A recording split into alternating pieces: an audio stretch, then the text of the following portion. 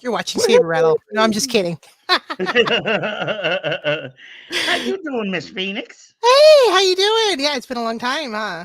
I know. You can never say being at Kyber Cave is like being jumped into a gang. You think you're gonna leave, but you're never ever quite gone. We will pull you back in. I know. I've been locked up this whole time. Nobody knows about that though. So I just saw you Wednesday night. What is up, Robert and William? Hello, hello. Good to see you guys. I just saw you Wednesday night. Yeah, no, that was really fun. You had you brought a friend with you too. I did. I brought my co-host of Mysterium Tremendum with me, and we Yeah. had a good time fighting lightsabers. Really quickly before everything else, David was there too. In fact, one of when I was talking to Marissa took a bunch of photos from that night, and one of her favorite photos was of you and I guess David locked up, or you you and you're Matt locked up, and then David like in the background with this big cheesy grin on his face. You could tell David liked getting hit with a lightsaber. No, I still have bruises from him. From David? Yes. Oh man, David goes hard. You didn't even know, dude.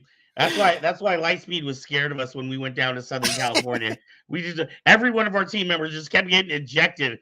We're just used to beating each other up here in Northern California. Yeah, I saw that she made us her the main picture on the whole thing. I was like, oh wow.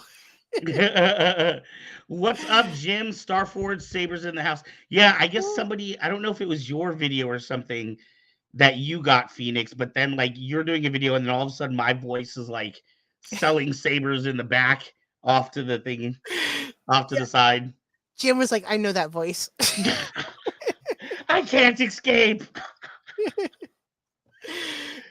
Hi, David. Hi, Jim. Hi, everyone. Yeah, kind of confusing, I know. So we have had a very fun week, and then tomorrow I have to get up early because we've got free comic book day. That's a national thing, so wherever you are in the country, head to your local comic book store. But if you happen to be this part of the country, head to Waterfront Comics in downtown Sassoon. Kyber Cave will be there from 10 till 2. We'll have our little booth set up, but we're also going to be doing a costume contest. And we're doing our costume contest a little differently than most costume contests work. What we're doing is if you come between 10 and 2 in costume, we're going to take a photo of you, and then we're going to put up all the photos on our page later that night. And then everybody will get to choose like who their favorite contestant is. Then Sunday, we will announce who the winner is from the adult and the child category. And then Monday, you can head back to Waterfront Comics and pick up your combat saber. Very nice. Woo! I hear someone yelling in the background. Yeah. You can't help but get excited when you hear combat sabers everywhere you are. So, yeah, and then next week, the Saturday after, we are going to be in Alameda. So, what Jim says, he's 75 miles away from a comic book store. Where the hell do you live? Do you live up in the Appalachian Mountains or something? He's on the 75 upper corner of the U.S., I think. He lives out on his own island. Yeah, He yeah, is yeah. a millionaire. Starforge Sabers is doing so well, they own their own island. I want to go to Hoth. Starforge Island. He lives in Hoth. Hey, watch the abominable snowman over there. Right? So we actually a lot of our hosts are not available tonight. Phoenix is actually hanging out with us, and we are gonna try ooh Saber Pop. We're gonna try something a little bit. Hey, there's Hey. Barbara. Go KC, John and Waterfront Comics. Yes, that will be tomorrow morning. We will be there. I'm a little Um disappointed. I'm doing I'm back to back. I'm doing a smaller production of James and the Giant Peach, and then I'm doing a larger production of Othello. So I absolutely have no time to nerd out lately. Wow, you're pulling double G and talk about two very like different shows. I know, right? So yeah, so we are actually down some hosts, but so if you would like to be on tonight's show, we can throw you a link. If you are in the comment box right now, we can throw you a link and you can be on the show with us giving your opinions. I would really like, I thought Mercedes was going to be on tonight. She had said she was going to be on earlier, but I don't know if, what happened. But I was actually wanting more female, for more women on this show for It's tonight, gonna be especially concerning our topics. I really didn't want it to be a complete sausage fest. it's gonna be guy against girl, or I mean, maybe it won't be versus. I think you and I kind of line up with, but we might not. Who knows? We'll see. Who knows? Anything could happen on Kyber Cave After Dark. We could be on opposite sides Who of knows? any. Who knows? Yeah, but on the serious note though, I like I said, I did want to have some more women in on the conversation, particularly as our second topic for tonight is going to be, you know, the whole Roe versus Wade controversy, the leak that happened in the Supreme Court. We're going to be talking a little bit about that. Remember, Kyber Cave After Dark is a open forum place where you are allowed to have whatever your opinion you would like to have. You are not allowed to attack other people for their opinions. Mhm. This is a place where we can talk about things that are maybe usually not comfortable to talk in otherwise polite places. We're not Healthy so debate. fucking polite here. Healthy debate. Oh yeah. Right. Not fucking polite at all. Yeah. See right there, we got our R rating. Yeah. We just dropped 2 F bombs. Yeah. And It's in the first 8 minutes. I Yeah. I feel so weird about cussing too because I've been trying so hard not to because I'm around impressionable kids. I was gonna say I don't ever remember hearing you cuss. Like, I mean, obviously we don't cuss on Saber Rattle, right? But like even hanging around you, I don't really remember hearing you cuss like too I much. You know what's funny is when I'm not in a professional setting, I drink and cuss like a sailor. So we're good. We're good. Arr! Arr. Yeah, I sailed too, so I used to work for Exxon as a merchant marine for like 5 years, but I have also been a preschool teacher, so I have been both a sailor and you know, a teacher. So I got to learn to turn it on, turn it off, turn it on, turn it off. It works most of the time. I guess we have some requests too that I don't know. Well, Saber hey, Paul. you know, I mean, Saber Paul is just that hot. I mean, you know, Oh boy, we've gotten started. Okay, we're gonna get we haven't even gotten into the topics tonight.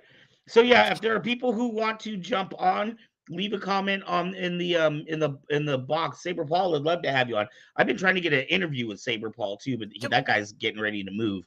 join Um, us. yeah, so Phoenix can throw you a link if anybody is interested in joining the conversation. Our first conversation, should we just go ahead and get into it and see what Yeah, happens? yeah. I Let's just mean, do it. I'll Let's throw do it. Our throw up our first topic for tonight. Oh, oh wrong one. nope, wrong one. There we go. There we go. And then let's remove that Kyber Cave logo. Like riding a bike. Like riding a bike. Let me see. There we go. Men and women being friends. Oh my God! You know what? Oh man! You know what we need right now? Do you, this is gonna date me. Gloria. Oh my God, Gloria! I would love to have you in on this conversation. This is my homie from the way back, like the way back. Ooh. Not saying you're old, I'm saying I'm old. um, at any rate, what was I saying? Oh, this is going to date me a bit. Have you seen the movie? One of my favorite movies, When Harry Met Sally. Yes, their debate about whether men and men and women. It's been a long time since I've seen this movie. I was Yes, probably the like, debate. yeah, In fact, you know what? Oh man, I wonder if there's any way for us to like find that. I'm sure it's on YouTube. Find that clip and upload it at some point.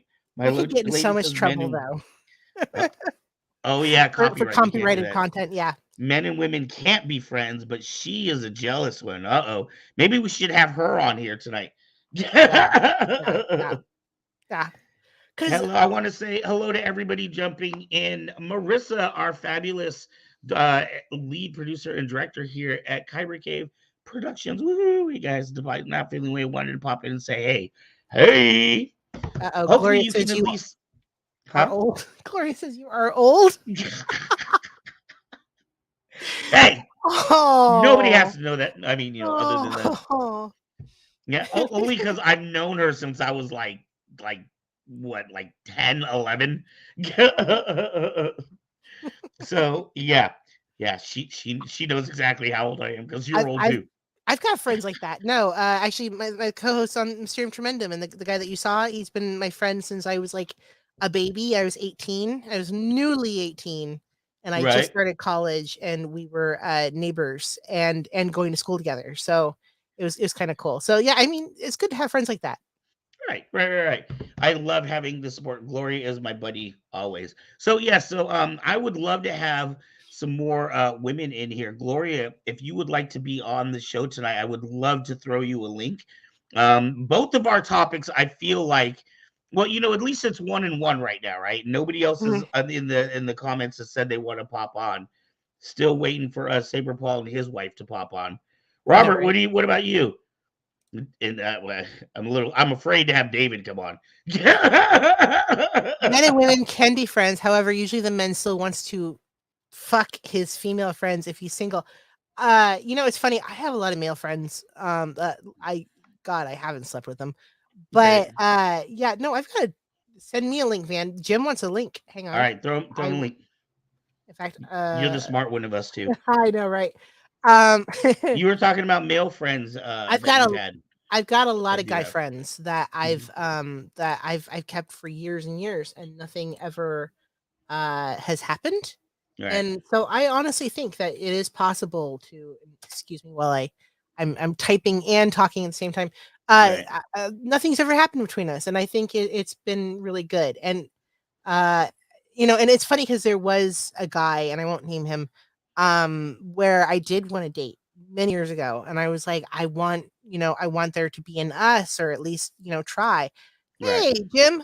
So I want there to be an us, and for us to try and see where this goes.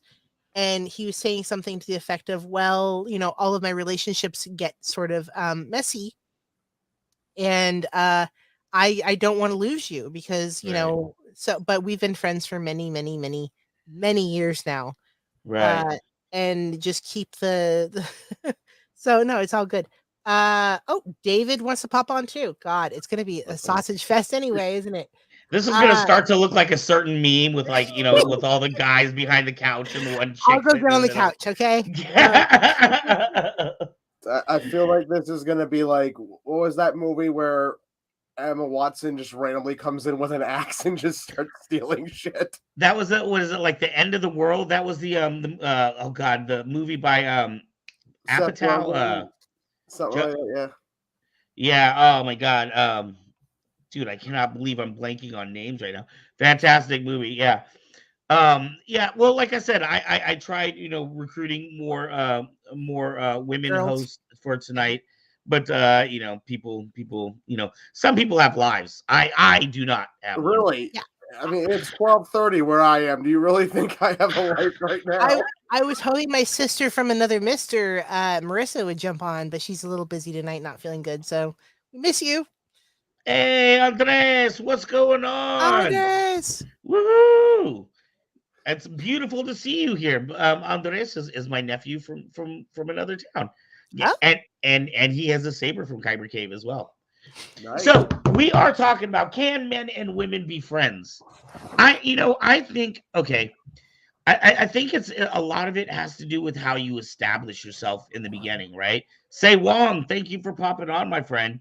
We'll get into the lightsaber battle. We'll Yeah. get back to that in a little bit. We're gonna cruise on this for a bit, but it was okay. It was not too bad. There was 100 to 200 people there.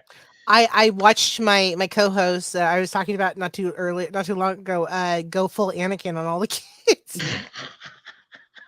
Yeah, that was my saber too. Oh, He was borrowing my Speaking saber of to do what- it. speaking of which, working with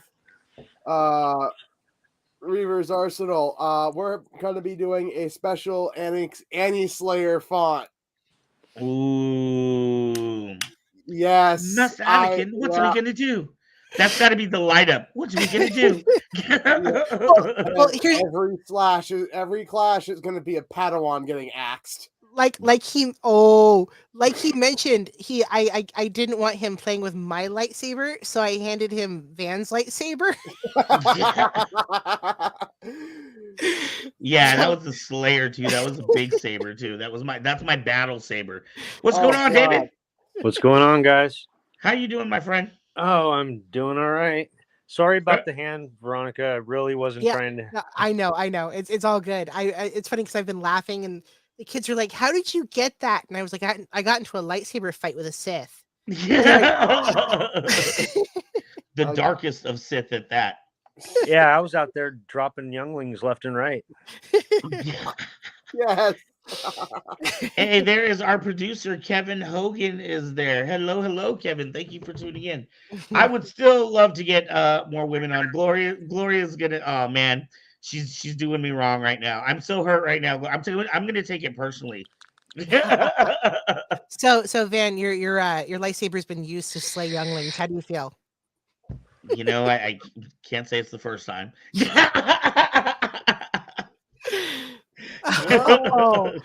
Just not in my hands.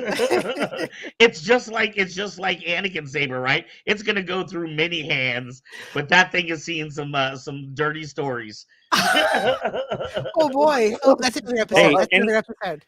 Anytime to insert a good saber joke is a great time. The juicier, the better. Why it is impossible for women to be platonic friends with men, because we all say dumb shit like that. But see, I think it's in how you set it up, right? Like Phoenix says that she's part of Distance Nerding podcast, which is primarily men. When she was at Kyber Cave, it was primarily men. In fact, in the movie industry and film in general, it's primarily a male-dominated industry, correct? Yeah. Oh yeah. I've been in film for 13 years, and I have very rarely ever seen a female like me. Like, there's been productions that are completely female, and then there's other been productions where like it's guys. And I'm not saying that I haven't like dated a couple of my coworkers over time. But yeah, no, it's been mostly guys, and it's funny because we talk about in the field of washing the love off when you get into something, because it's really easy to feel like feelings, especially when you're the one acting. Right. And Yeah. when you're on a set with someone for like 2 to 3, maybe 3 to 5 months, you're working on a shoot, and it's just like you and them. And like when you're working on a movie shoot, it's not like a regular 9 to 5 job where like, oh, I start at 8 and I'm done at 5 and that's it. You might have a 3 a.m. wake up call for a certain scene. And then, so you're in all kinds of situations with these people, unusual situations. And so, friendships obviously develop. There's a lot of hurry up and wait on a movie set. So you're hurrying to set, you do a 5-minute shoot, and then you got to wait 2 hours for the next thing to get set up. So yeah, I mean, I could see in a I guess a film crew kind of situation how these things can brew. Super easy. And I will admit there are projects I've been on where everybody's banging. You're sort of like, oh, come on. Right. But At the same time? Yeah. Well, I think that's real pornography, There's some very Veronica. special I think you were productions. working on a different kind of movie set. What kind of film? What kind of film are we talking about here? And where can I sign up? I Yeah, can't get seriously. invited to those parties, but you know. So, but I think a lot of times it has to do with, I know when I had my video production company, when we were doing, I mean, this is like literally 13 years ago. I had a TV show that was on in northern Sacramento, and that was always my concern, was with our production company, was like, oh my God, dude, I don't want to get like sued for sexual harassment. So in my, especially knowing who my partner was at the time, like I made it very clear. I was like, do not fuck any of these bitches. Do not fuck them. Sorry, I didn't mean that. Like, Well, the point of the matter is I did not want, I did not want our production company getting caught up. You know what I did not account for? I did not account for the women in our production crew hitting on the other women. That I was not necessarily prepared for. Yeah. yeah, that happened. or the men. I mean, there's a lot of gay guys in film. Like it's yeah. Yeah, I'm not sure I work with a lot of gay guys in film, but at the same time, there's a lot of guys hitting on guys in the movies I'm in. And it Yeah. might not be serious, but there's some really interesting comments that are shared. Oh my Mostly God, dude, you because should have my seen. character now is bright pink.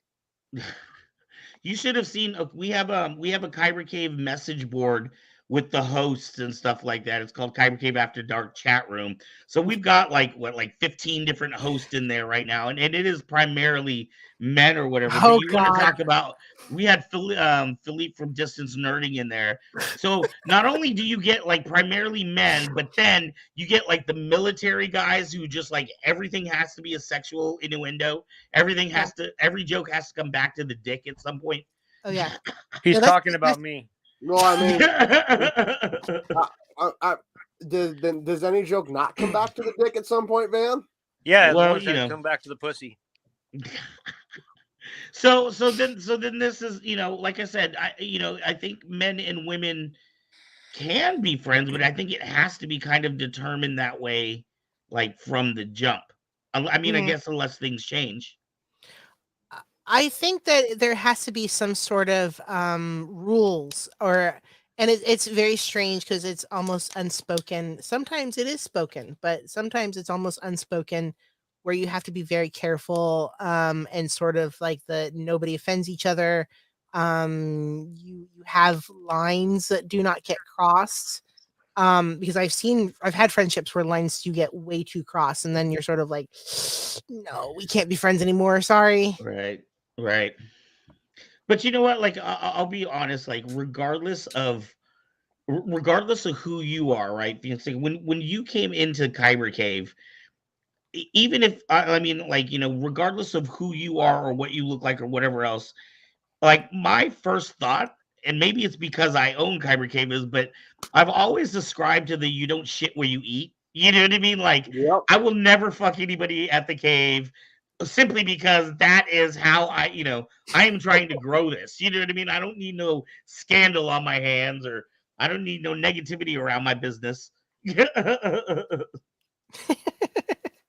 I mean, yeah. No, I've always made it a kind of a rule too, not to sleep with my coworkers. I probably broke that rule once or twice, but Oh, God, yeah. oops.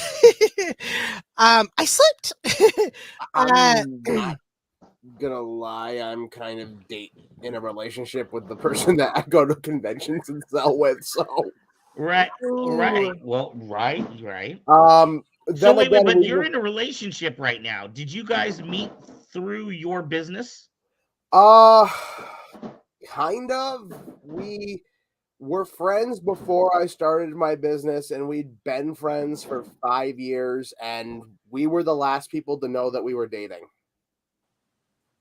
That's how See, it I think happens. that's different then. That's not necessarily, if you guys are going to cons and stuff together, you guys are like buddies, you're friends. That's how a relationship's supposed to be. But it's not like, Oh she no, was she's your filthier than assistant I at am. Saberforge, and you're like, hey, you want to see my lightsaber?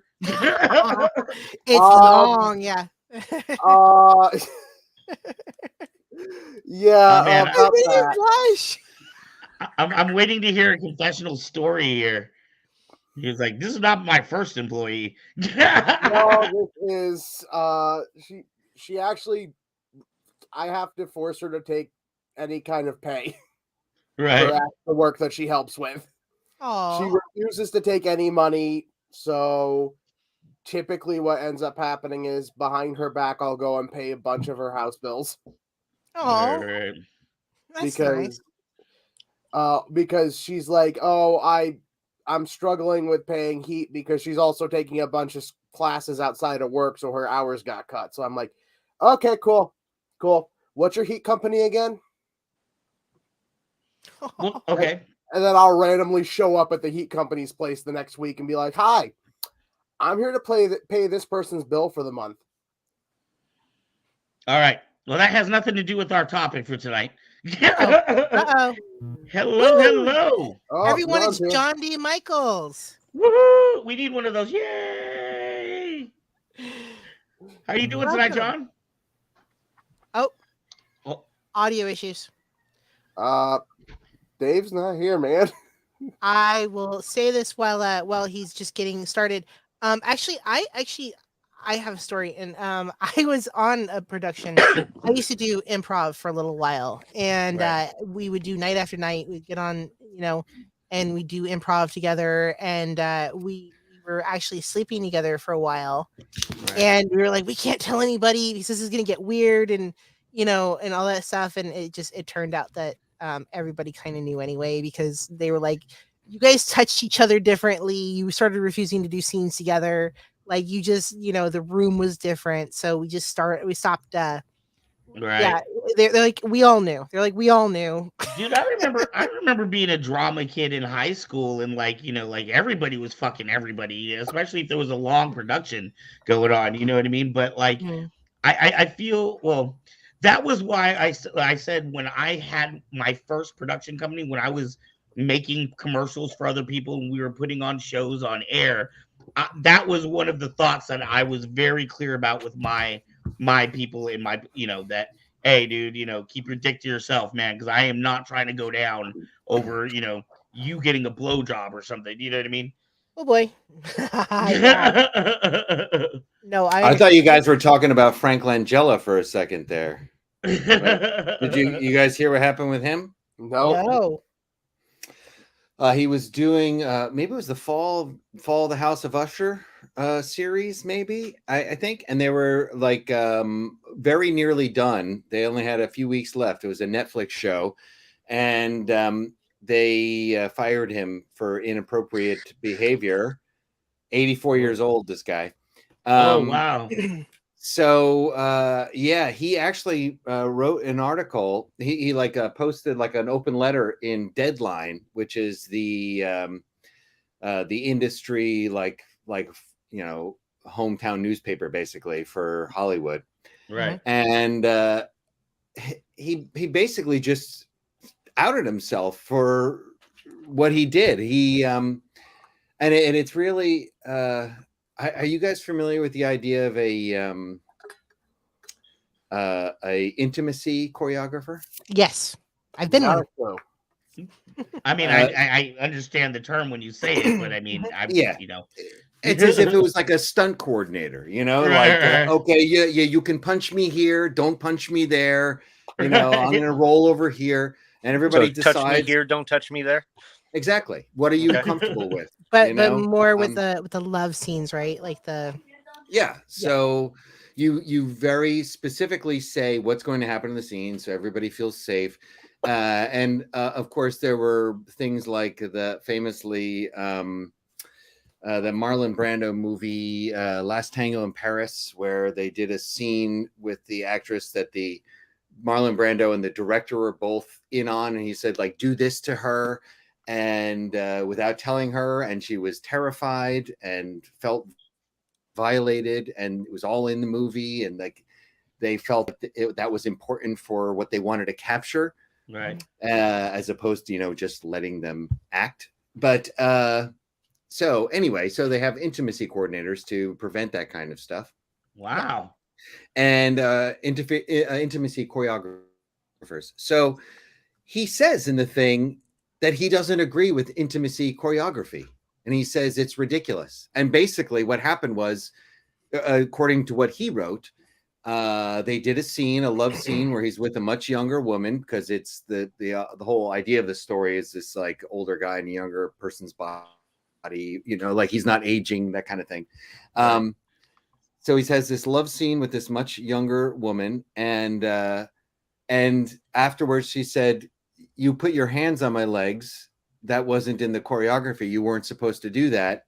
Right. And apparently that's what led to it. And he says straight up, "How can you choreograph this stuff? It kills the spontaneity." And it's like, well, that's the fucking point. Right. You're not supposed to be just like following your feelings, because this person isn't actually having sex with you. They're not actually having feelings for you. Right. And you can't just explore however you feel. That's not the point. How can you choreograph this fight scene? It kills the spontaneity. That's the wrong kind of movie. Right. Yeah. You definitely know HR had their hand in there somewhere. Yeah. Well, yeah. So that was the whole thing. HR just like kind of shut him down, and then they fired him. And over a hand on the leg. Well, that's his side of the story. And the thing is that's what he's calling it. But even so, like, he went against what was the choreography, the stuff that she specifically signed off on, saying this is what I'm comfortable with. Right. And he went beyond that. And that is specifically there to prevent somebody from feeling uncomfortable or violated. Wow. And he specifically ignored it and said he doesn't believe in it and thinks it's ridiculous. So have you ever had to do an intimate scene, John? Not only have I not had to, but I had a discussion with my wife where I said, "Hey, what happens if this?" And she said, "Don't worry, that's not going to happen." Damn. So anyhow, I didn't mean to sidetrack. I don't know you guys were talking about it beforehand, so please fill me in. Where were you? You know, we were talking about men and women being friends, and if it was possible, like realistically. And isn't that where this all started from? Right. Yeah. That's the main topic. But we were talking a lot about production companies and productions. How it seems like in the film and theater industry, it's a little bit different than other places. If I was working in an office job, you definitely try not to sleep with your employees. But with acting and with theater, it tends to get really, really messy. I was gonna say, I have to admit right now, there is actually somewhere in the universe, and you'll never find it. There's a sex scene that I've done. Wow. When I was very, very, very young, and I promise nothing, socks and well-placed cameras and everything, nothing actually happened. I think we were pretty convincing, because there was a sex scene and then he murders me at the end, and so that's as you do. Because the rest of the movie is like terrifying. The rest of the movie, he's a serial killer. But was it called Reverse Praying Mantis, or? Yeah, I was just. Is called Henry, Portrait of a Serial Killer? Because this sounds familiar. Thank God it probably went in a vault and it'll never come out. But no, but yeah, you and it's funny because the guy that I worked with, we were really good friends, and we decided to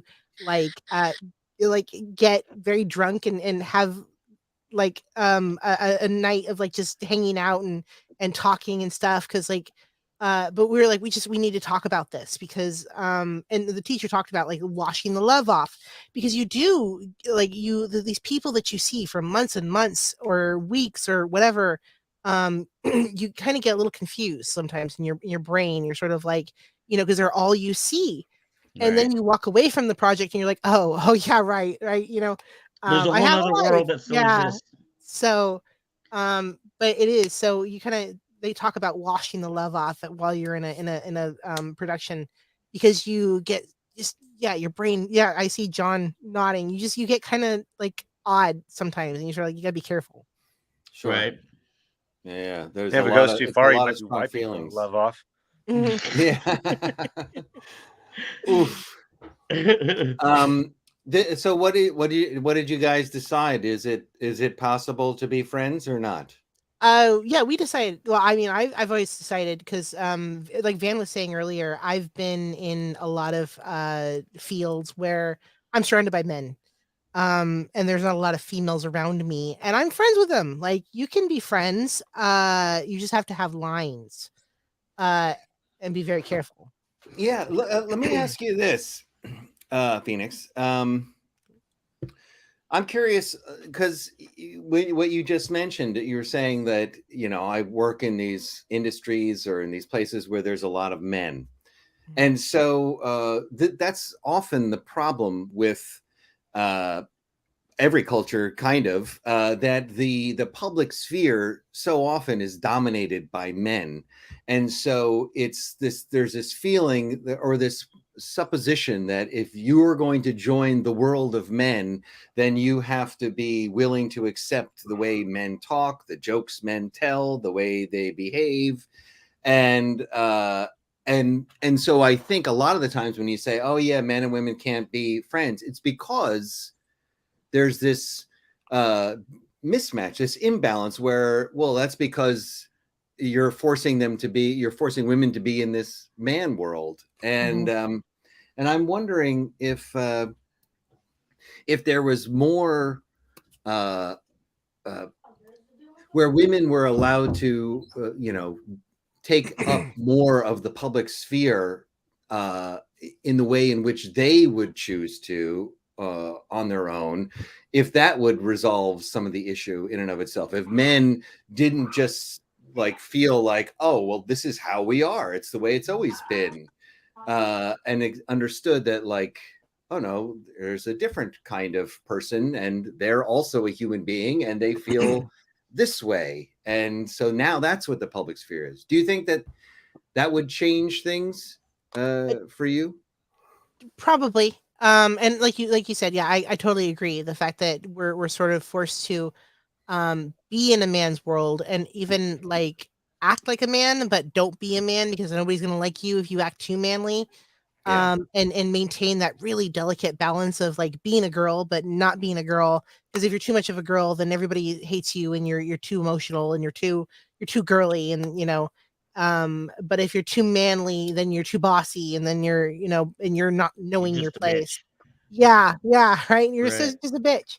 um and so yeah, I've had stuff like that where I've had and I think it also comes from just a lot of fear of people don't okay, so say I've been on stuff where I've had guys say, oh, my wife doesn't trust you, and I'm saying actually who the person she doesn't trust is you, Yeah. Right. because Right.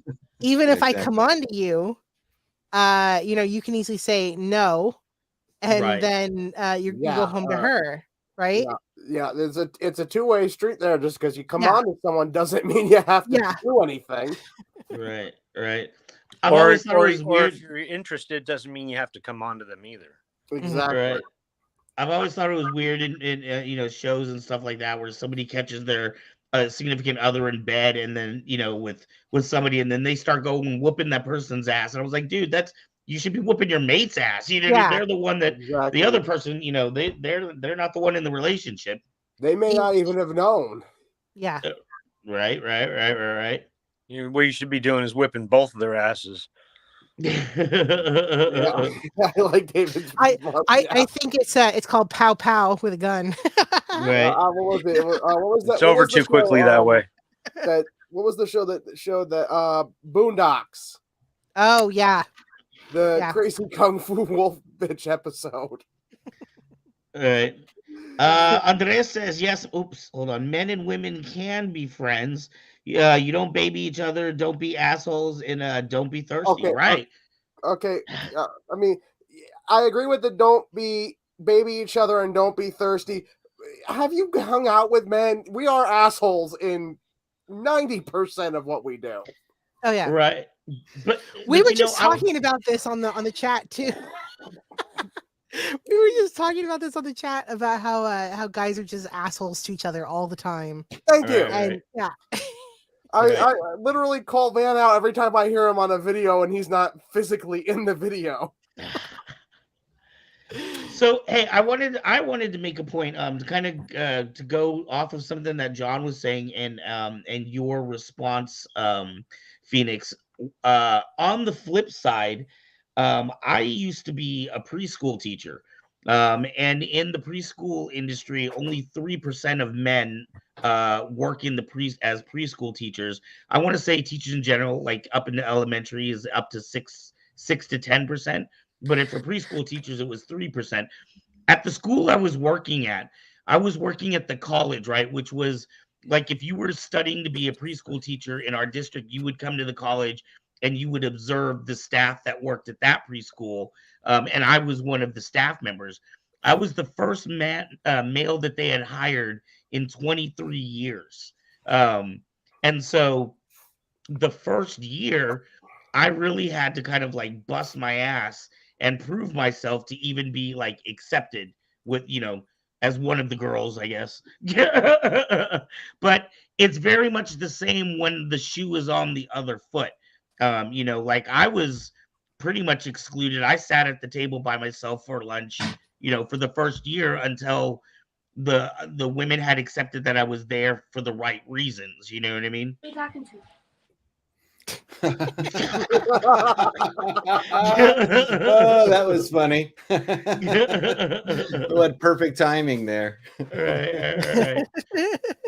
So yeah, so as much as and I'm sure that women get it in I mean, look at Harvey Weinstein, something like that couldn't have happened if you weren't in an industry that was mostly dominated by men, you know what I mean?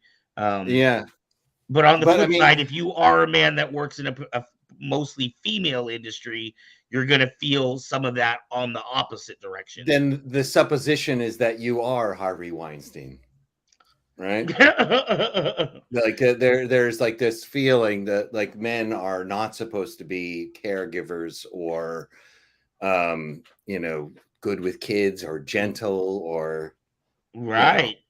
So, no, I'll tell you what, I got it all the time. And as for myself, and it's kind of funny because I'm starting a full-time teaching job this Monday with special needs kids.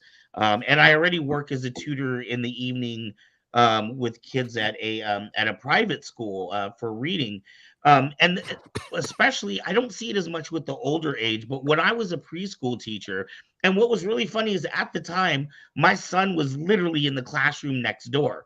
So when we would have, outside time together, his classroom and my classroom would come out at the same time, and I'd get to see him through a little gate and give him hugs and kisses through the little gate, you know what I mean? While I was out with my kids on the yard or whatever. And even then, like, it was like people had problems processing that, well, you're a dad, but why are you in here? You know what I mean? Like, dude, I change my kids' diapers. I feed my kid. You know what I mean? Yeah. I don't know why it's such a weird jump to think that I, could also do that for your child. Yeah. It's I remember getting this was like a few years ago. It was like a rash of it happening where men would be with their young daughters in the park and like women calling the police on them. And right. It's just as if you're not allowed to have a daughter or something. Right. Right.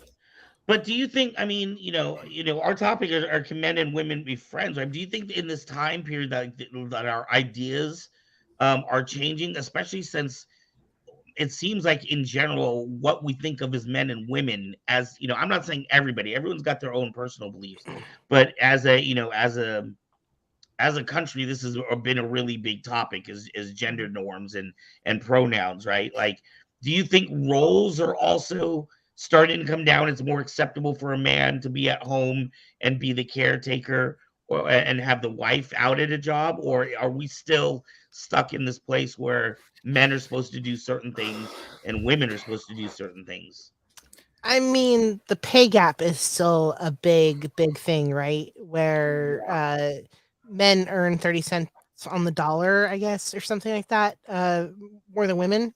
And so I think there's always going to be that unspoken thing that we say, oh, women are stepping up in the world. I mean, we're seeing more and more women graduate in STEM positions, and I mean, when I graduated college, we were the youngest, we were the biggest female, graduating class, and they were very exciting. But yeah, no, I mean, it's good, but at the same time, I think when we don't think about the fact that men and women still have great big differences, and I mean, we're also talking about another topic that will come up tonight is autonomy, right? Yeah, right. And I think that actually is there's a great segue in a way, in that I think wondering whether we're still, if the old norms still apply or if the new norms are happening now.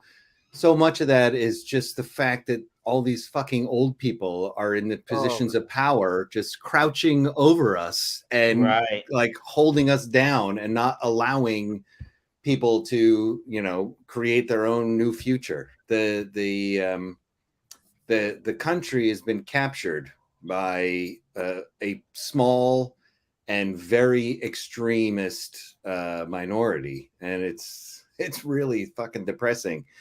But not only that, just older people in general who are clinging to these, like that thing with Frank Langella. You know, it's like, you know, he's from a different time. He doesn't get it.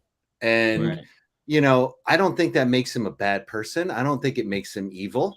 But you know, he shouldn't be the one controlling. Like, people like him shouldn't be the ones controlling things. Yeah. I remember I was going to write like this opinion piece many years ago, and I really wish I had done it, saying that there should be, if you have to be 18 before you can vote, they should take the life expectancy age and subtract 18, and after that age you can no longer vote as well, because there's no reason why these people who don't understand what is happening in today's world and what young people want and what technology brings should be the ones deciding what our lives are. And we've talked about this in another episode too, where that we expect people who are like 65 and over, that they shouldn't work anymore and that they should retire and just get out of the way, but yet we're electing them to offices. Like, that doesn't make any sense. Right. And there was that thing about was it Governor Feinstein, or they were talking about Senator how, like, Feinstein, how she was visibly having, you know, mental gaps while she was giving her speech. You know what I mean? Like, you can see this poor woman, you know, her you know, her mental capacity deteriorating in front of you, but everybody's afraid to say anything or, you know, do anything about it. And she's like 90, right? Yeah, she's like way up there. Right. But is it ageism to say, oh, you know, old people, or, I mean, should we just be okay with ageism? Okay, now see, that's the thing. I have something where this actually does come into play. About 7 years ago, I had reached black belt in my karate school, and I was, before that, running the school. Right. And the way that it was set up was the owner had basically moved to about 2.5 hours away.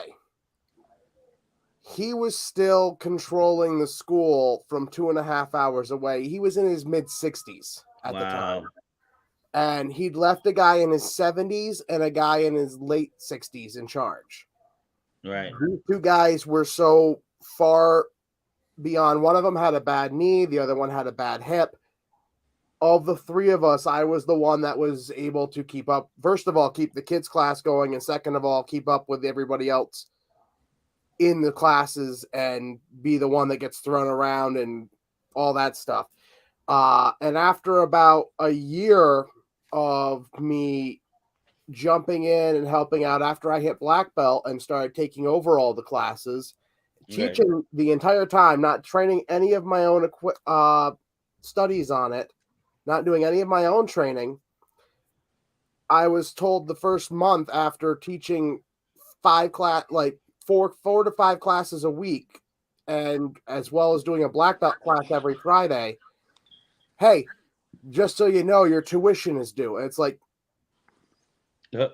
I'm expected to pay to go do your job. Right. And it's like, you guys they just didn't get it. And I'm like, look, I know what I'm doing. I know what I'm teaching, but at the same time, people are paying to be taught by you. And when he decided to not, he spent, I don't know, maybe 6 months telling us, oh, I'll be back to train. I'll be back to train. After 6 months, we're just like, yeah, okay, whatever. Might as well just put the school in our name and let it go. That never happened. The school, up until that location closed and they had to go into like a gym versus their own location. Up until then, he was still considered the lead instructor. Then that went to the 70-year-old who retired out to Colorado less than a year later.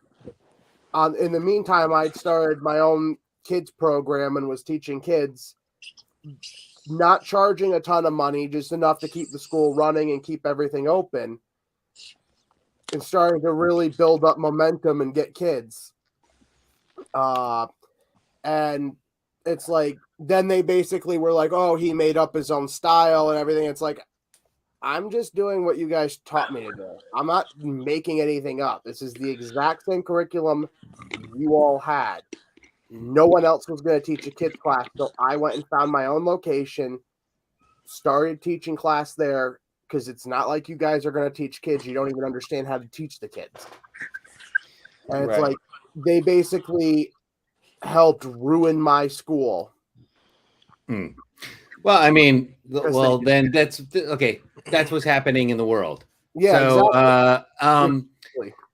And now I just want to say, I'm being somewhat facetious when I say, I shouldn't say facetious. I'm obviously getting extreme when I say they shouldn't vote. But they should have some idea of, some self-awareness of. They're like half a vote.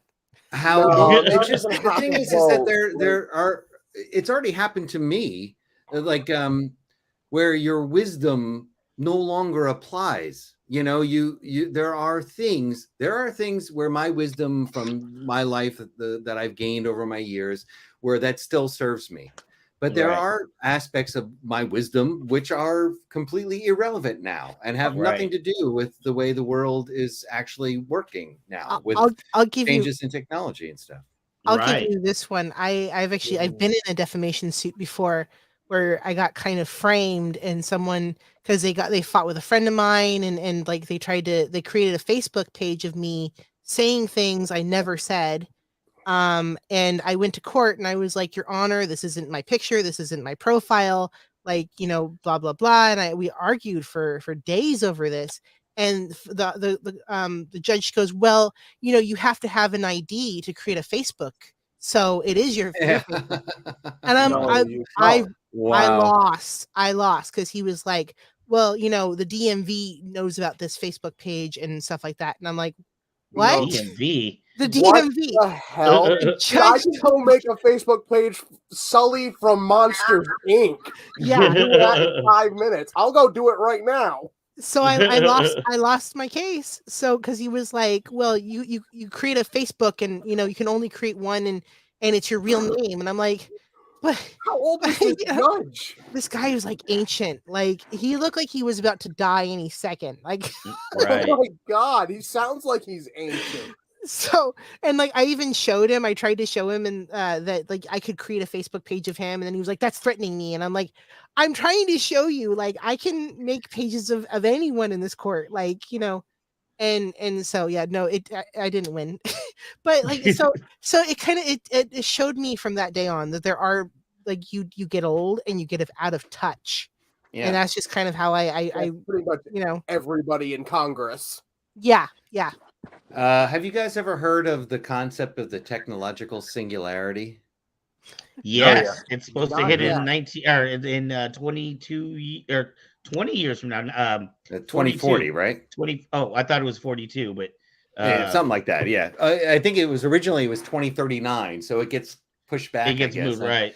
Is that Kurzweil's timing? Ray Kurzweil's timing? Well, I guess they have like the MIT's been running something like some kind of program too. There's also another one thing that MIT's has some computer studying that shows when the world will end, when civilization basically is going to eat itself. And what I found interesting, it was only like a 2-year gap from when the singularity was happening. Yeah. So maybe the robots are going to take over, and then or maybe they save us. Fall. Maybe they save us. Just for the record, I think I welcome our robot overlords that will even solve just in case. Just in case you're listening. Yeah, you got to get it in the record. Gotta You get it in the species record. traitor. Yeah.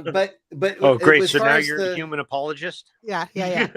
As far as the technological singularity goes, I feel like it's more of a wave that kind of engulfs everybody at different times. And so, like at different ages, you pass a singularity where you are no longer able to interact meaningfully with the way the world is actually operating.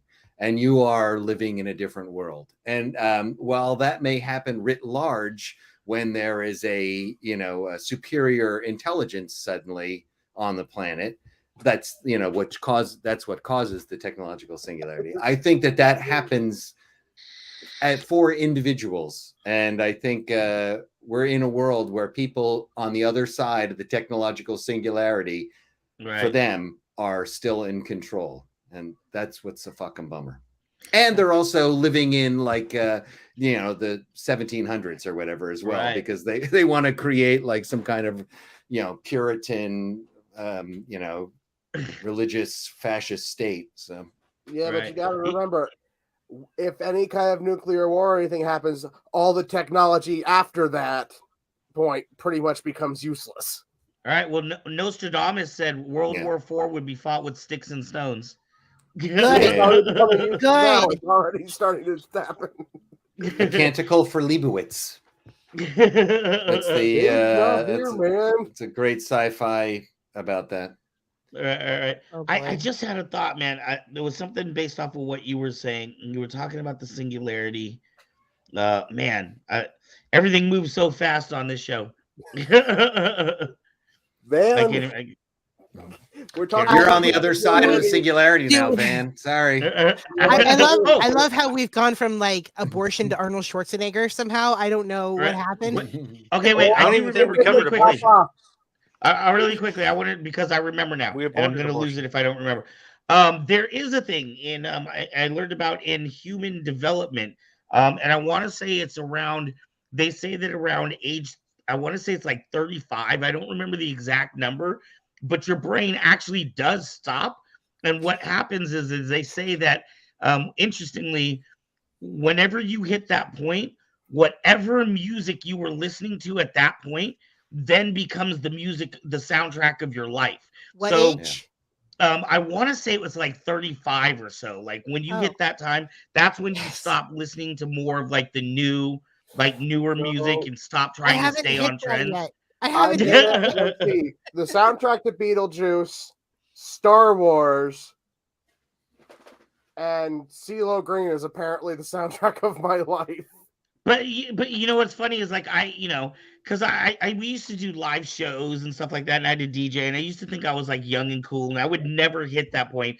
But then I started realizing I was like, dude, all the stuff that I listen to when I go home is from the 90s. You know what I mean? Like the late 90s electronica and trip hop, especially the stuff that was coming out of London, dude. I loved it. That was my jam, dude. And I loved like 80s synth music too, but that's very derivative of that 90s electronica movement. Mm-hmm. Yeah, no, so, I ever since I left my 20s, I admit that my tastes have sort of changed. I've stopped listening to the radio. My stuff is more playlisty. Right. And it's funny because I was actually just listening the other day, and I was like listening to Pirates, And I was like, my music is very dated. Like, it was mostly because of the whole Johnny Depp thing. But I was like, gosh, like my taste in music is very dated now. Where it goes back to like 2005. Right. Like, all the music Van and I listen to is probably on an oldies station right now. That's so The depressing. old Dude. classics, the old classics. Back when it's depressing. It's depressing to think that NWA can be listed as classical music. I get AC/DC is now considered classical music. Well, that is classical music. I mean, that's way old. Classic rock, but it's now considered like Beethoven. I've been when the pandemic first started, or kind of like a few months in, and I was just sitting in my house doing nothing all day, every day. Pretty similar to these days. I started watching. I discovered these reaction videos on YouTube, right? And there's these two guys, Alex and Andy and Alex. I can't remember. Oh yeah. It was. I think it started as college kid listens to blah blah blah for the first time, and now they're like older. I think they're both out of college now, but. And I'll sit there and I'll watch them like listen to some old tune and that I remember when it came out, or I remember when I was a kid how important it was to me in the 70s and stuff, and I'll just weep, watching them like listen to it. They're like, oh my God, this is so old. No. I'm not weeping in that way. I'm weeping in this like precious, nostalgic way. Right. Like a soft old man way. It's just. I felt the same way that when I had my son listening to thrash metal for the first time, I started weeping. I'm like, oh, my son loves Slayer. Yeah. What's he like? What kind of music does he like? Yeah. Well, which Slayer does he like? Well, he's not so much into Slayer, but he likes Rammstein a lot. He likes nice. He likes what's the other one? Gabriel, what's your favorite band? Well, try me. I actually recently found out that one of the members of Rammstein is like a distant cousin. Because like I was mentioning him to a relative, and they're like, "Yeah, that's actually like your fourth cousin or something." And I was like, "What?" Wow. Yeah, that's impressive. I was like, "Cool." Saberball says, "Do we blink in our sleep?" Sorry. Slipknot is his favorite. Slipknot's one of his favorite ones. So I got him his first guitar on Christmas, and he's been steadily learning. Yeah, he's like what, 11, right? He's 9. 9, yeah. Oh yeah, nice. Wow. Gonna be another Jimi Hendrix. I didn't start playing until I was 15. I still haven't started playing, so you guys all beat me, and I'm 35. Right. My mom should try and teach me since I was 5. Every once in a while I pick it up and it take a little while to remember, and then as soon as I start to remember, I drop it again, and so I just it's been like that for. I'm not gonna date myself, but it's been like that for a long time. Yeah. I was homeschooled my first few years of high school, and I was told I needed to take up an instrument, so I decided to pick up the most obnoxious instrument I could. Bagpipes? Bagpipes. Yeah. Oh, bagpipes are cool. They're cool. Oh God, try playing a full set of them inside. It is fucking insane. I was a drumline girl. All the way. I love drums. Like, I love drums too. I do too, because they're the only instrument you can actually hear if you're playing the freaking bagpipes. I got started with drums when I was in 5th grade, and then started getting into guitar when I think I got my first guitar when I was 13. And I'm 48 now, and of course. Look at that. Wow. I got always jamming my stuff. I have several different guitars, that way I can have. I've only got these different ways. Oh, you can't even see them. I've got my 2 electrics and my 1 acoustic. That's it. And they're all like, I got each of them was about like $40. I got them at like a flea market. I have a 1973 guitar that I got from when my mom was young. She passed it down to me finally. And then I have a bunch of ukuleles that I think are so much better than guitar for some reason. I kind of like the island sound to it. So I stopped trying to be a musician after high school. I couldn't do it, especially in college when you had a bunch of drunk dorm mates who got real pissed off when they could hear you a mile away. I literally walked out of my college into the woods a mile to practice, and they could still freaking hear me. what I really love, it's weird, but I love the theremin. Oh I- yeah, yeah. that thing is cool. I did it in college, and they're super expensive. Yeah, And I kind of left it behind after I graduated, and then Loki came out, and I was like, "Wait a minute, that's the theremin!" So I've right. gotten big into theremin again. That is Which has such a been, cool yeah. instrument. Oh, it's just out of this world sounding, right? You Yeah, associate. it always makes me think of like old 50s, like Twilight Zone movies or shows and stuff like that. Well, I mean, Star Trek has the theremin in its theme, so Yeah, that's true. I forgot about that. yeah. I think the first instrument that I learned to play after high school was I bought one of those cheap, like $45 accordions off Amazon or something like that. And at one of our conventions, we had a group that decided to do dinner with Deadpool. And we set it up like the freaking Lady and the Tramp dinner. Wow. And apparently, I was the chubby Italian guy who randomly started playing the accordion and singing. Right. I have no idea why. Hey, It's it worked not out for I'm a Weird chubby Al. Italian guy. Weird Al made a career out of it. I put something in the chat that I don't know if you it's my band from one of my bands from the 90s. We played on Christmas Day, and it was the first ever I can't remember, Black Christmas or Satan's Christmas, but so basically it was Anton LaVey's daughter. Anton LaVey was the Church of Satan.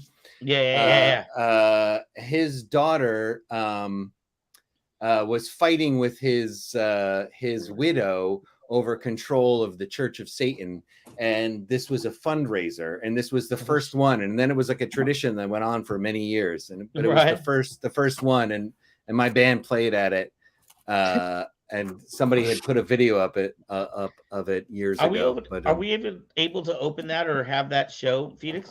I can try. Did you see David, you play in a band now? No, I don't play in a band now. I haven't played in a band in quite a while, actually.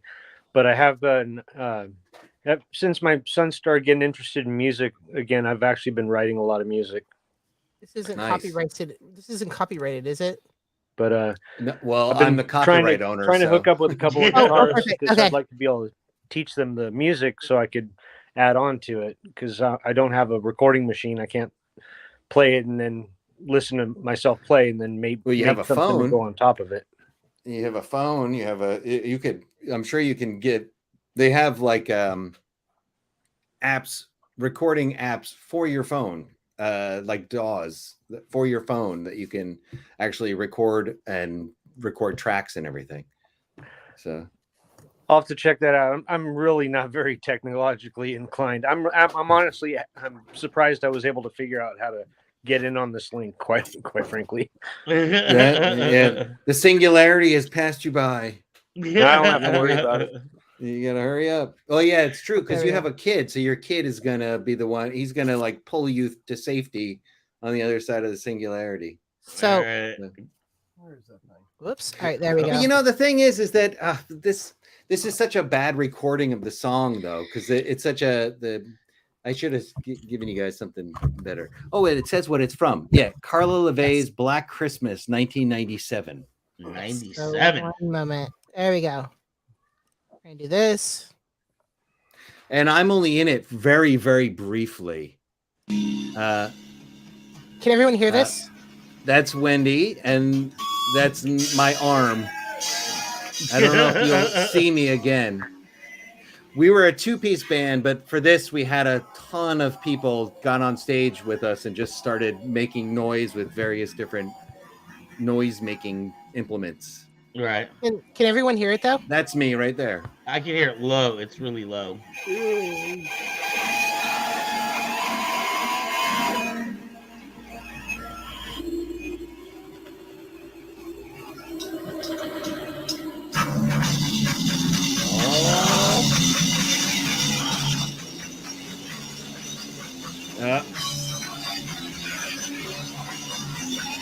Does this say it's this? Oh, it's safe version. Okay. I didn't make this video. Somebody else made the video. And yeah, and there was a naked woman dancing. So that's why I was Hey, making that sure always it's helps. the safe version. I'm sure I'll get some viewers in here. I mean, this is after dark, after all. Mike, John, this is you on vocals. I play guitar and sing, yeah. And this was a two-piece band usually. Yeah. And I would split my signal through two different amps. One of them had an octave pedal, and so that was like kind of like the bass, and then the other one was more like the guitar. But they're both pretty bassy. And then Wendy, who's still playing music in bands in the Bay Area, she's an incredible musician. She was in what the fuck was the name of that band? It was just like kind of like black metal, All right. like kind of offshore. Yeah, that's enough Yeah. of that. You can't really even hear the music anyway, I don't know. so it's too distorted. I'm trying to convince the director I'm in to let my the female character I'm playing sing the closing credit song for the movie we're doing. Oh. Yeah, she sounds like she's got 75-year smoker laryngitis, and we're Have a good trying. one, Fitzgerald. I'm trying to convince her to convince. Oh, we her to let chased me- away somebody. Yeah. I'm trying to convince him to let me sing the theme song to Titanic for the closing credits. Wow. Yes, it's gonna sound absolutely horrendous, but I mean it's a space comedy, so yeah. It's a movie that you're making, or It's called Captain Corpse. If you search it through Facebook, we have an actual group photo with me and one of the characters on the front page. I play two characters in it. I play one of the comic relief characters, Beckett, and then I play a thirsty 70-something-year-old woman. Wow. Nice. Yeah, it's kind of disturbing. That sounds awesome. Oh, it is absolutely fantastic. My characters, Joni is absolutely the opposite of everything we've talked about for keeping a professional relationship at work. And Beckett is completely the absolute socially most awkward person ever. And back on that topic too, because like, what is she, like a flirt or something? Well, no, it goes a bit further than flirting. Overt. Okay. It's let's just say something happens with another character who is there by himself after hours, and he doesn't necessarily want it to. Oh. This is your 70-year-old woman character does this? Yes. Wow. Yeah, it's pretty fucked up. Wow. And then the other character, Beckett, is if you think about like the most socially awkward person in high school, and then have them watch like 1970s and 1980s sci-fi movies. And that's it. All his lines sound like they would come from like Zap Brannigan in the 1980s. Except he's hot pink with a giant. He's hot pink. He's got giant ears and a handlebar mustache. He literally looks like a hot pink Wilford Brimley. Okay. Oh, I just saw that Interesting. was you, and you were the pink. Yes. It's absolutely freaking awesome. Do you have a photo? Did you find something, John? No, I saw it on I don't have Facebook on my computer, Oh, but I see yeah. Gloria Hollingsworth plays piano, flute, bassoon, and koto. Okay. My wife just started gayagum, which is the Korean version of a koto. Or What is a koto? I think they would say that the koto is the Japanese version of the gayagum, actually. But what are they? What is it? all Is it a these type of things. flute, or is it what is it? No, it's the stringed instrument that it like lies down. You lay it over your knee and then you pluck it. Oh, yeah. So, Oh, that's very cool. Wow, good job, Gloria. Multi-talented. You know, it's a All fun right. instrument to play is a didgeridoo. it's hard to play. It's hard to get that what do you call that? The Circular breathing. rebreathing? Yeah, circular breathing. breathing. Yeah, that's difficult. Yeah, Can you do that? Yeah, I can play one. I think the hardest part about it is that because basically you're farting with your mouth when you do it. That's how you get that warbling sound. So your lips get really numb doing it. I can imagine. My my first roommate in Seoul played the didgeridoo. Actually, he's a Korean hippie guy. Very, very sweet man named Dongmin, who is an awesome guy. Total hippie, and he played the didgeridoo. Wow, that's not something that you hear very often. Hey, I move. Oh, sorry. Go ahead. No, go on, please. I was gonna say, we were at an hour and 16. We got about 45 minutes left, and then we usually have about a 5-minute close down. But I kind of wanted to get into our second topic, as it is the hot topic of the day right now. Johnny Depp? No, I'm kidding. Yeah. Too much, yeah. Johnny Depp and Amber Turd. God, Yeah. I'm so over that. It's like all over the place. That trial is literally what happens when you get lawyers off a Wish versus any other competent lawyer.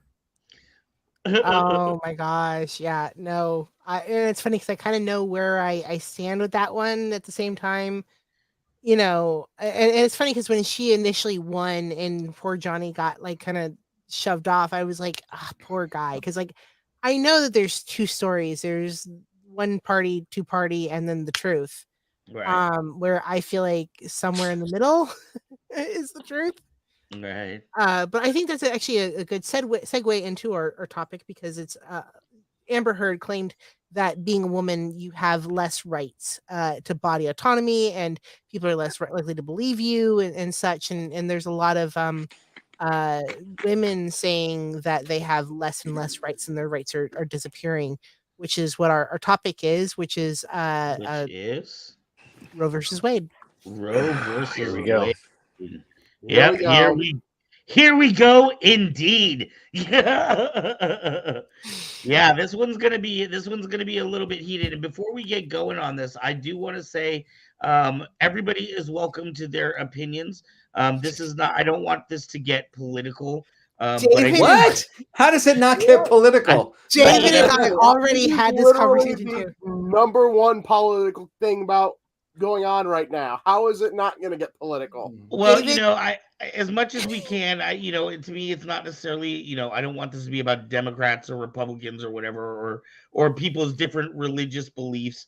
Even if, whatever opinion you have, I just want this to be a place that everybody can feel comfortable expressing themselves and not feel like, somebody's going to yell at you or berate you, at least here. Whenever someone asks me what I am, I say I'm a Republican. A Republican. I'm a Republican. Well, so what are you guys' thoughts? I guess, okay, so this week, and if I'm wrong, somebody please correct me, but I guess there was a leak of the Supreme Justice, like the court hearings that they're going to have coming up, and one of them was for the overturning of Roe versus Wade. And of course, we have a very conservative bench right now, which was why Donald Trump, if you guys remember, again, not to make this a Republican or Democratic thing, but just to state the facts of history. If you remember back to the end of the Obama era, there was a seat open in the justice, and the Republicans were fighting against it, saying, well, we've got a year to the new president. We should let the new president pick the justice. Which is bullshit. When Donald Trump got in, and that same thing happened when he had less than 90 days left in his term, they allowed him to choose that justice. So it made it for a very conservative bench, and we kind of knew that he put 3 in. Oh, he put Gorsuch, 3 in. Kavanaugh, and Barrett. Right. And Barrett is absolutely, of all of them, the least qualified, because she's done the fewest cases, and she's got the most politicized view of any of the justices I've seen. Right. Where she is going, oh, Jesus comes first, religion comes first. Instead of putting the law first, it's religion first. Right. And this is part of the, I don't want to say issue, but this is part of what comes along a lot of times when you have these very evangelical bases, or these politicians who play very much to that part of the country, and rely on those votes to get them elected. And you have a justice's wife in trouble for right now. So, I mean, there's a lot of hot stuff going on with that Supreme Court. Yeah. Right. So, I mean, is it time that we talk about this again? I mean, I personally feel, in my opinion, that it is a woman's right to choose. There's so many messed up situations. And what state was it that they were talking about passing a law, or they did pass a law, that if a woman got an abortion, or if she miscarried, she could go to jail? I got this. Tennessee and Texas. Oh, and Oklahoma. Louisiana's new law says that it starts at conception. So yikes. Pretty much any state where you have like water bordering it from that also borders Mexico. So I'll give my 2 cents in this as a female, right? It's a funny thing. Like, they talk about, life begins here, life begins there. That it's a BS argument to me, because with donations and like with harvesting, like, right, where you cannot use anyone else to save somebody else's life, right? You cannot, even after death, if they did not have your express permission to harvest your organs before death, they cannot do it. Even if your family says, I want to do it after death, it's very, very hard to get that done. Sometimes in some cases they can do it. But usually if you were not a donor before death, they can't do it. Which tells me that saying to a woman that you have to risk your life to keep this pregnancy or whatnot, because like sometimes it's life threatening to keep a pregnancy. Right. I've been in that position before where I had an infection, and it was going to kill both of us. So, we had to make a very, very fast and difficult decision to just, and you just sort of realize, like, that was not, the baby was not going to survive. But and what's the point of me dying too? Right. So, but in today's world, like, what happens if that goes away, right? My right to end a pregnancy because it's unhealthy, is it going to be a point where my doctor says, sorry, it's legal now, you're going to die? Right. I don't think this is where it may not be life-threatening. Look at the women who might have had a baby that would be stillborn. Mm-hmm. I've known a few people that have had that, and in this kind of situation, they would have had to gone through the whole stillbirth, and rather than waiting and then just terminating the pregnancy, they'd have had to go through the entire ordeal of stillbirth, which in a lot of cases for them would be a lot harder. Yeah, no, there's a whole lot of it's very scary as a woman right now, because men don't have to face this stuff. And I love that meme that everybody is saying. Those who do not own a womb should shut the fuck up. You know, Right. Because a man will never have to make that decision about their body, and about you have to save you have to do this and do that with your life. Where saying to a woman, you have less rights than a corpse, right? Right. Oh yeah. Corpse has Well, more rights than a woman. I remember there was a case, and forgive me for not knowing the specifics on it, but maybe it'll spark up somebody else's memory. But there was a case where this guy like raped this girl and then went to court to get rights to see his child, and she Yeah. was like traumatized by it. So like, where is the line? Does that mean that these people, if a woman can't have an abortion or can't even have a miscarriage, now this person can go rape somebody and then force a marriage on them, or I don't know. I mean, we start to lose so many controls when we go down this path, I feel.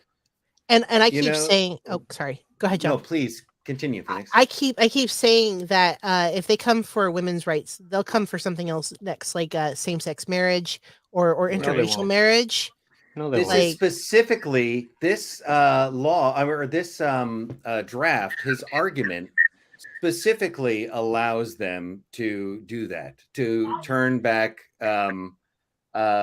gay marriage and interracial marriage. So Interracial marriage. Yes. Yeah. The argument he is using specifically allows them to do that as well. There was a comment in here. Somebody was talking about states' rights, and of course that's the argument that the right wing always uses in order to push this agenda. But Right.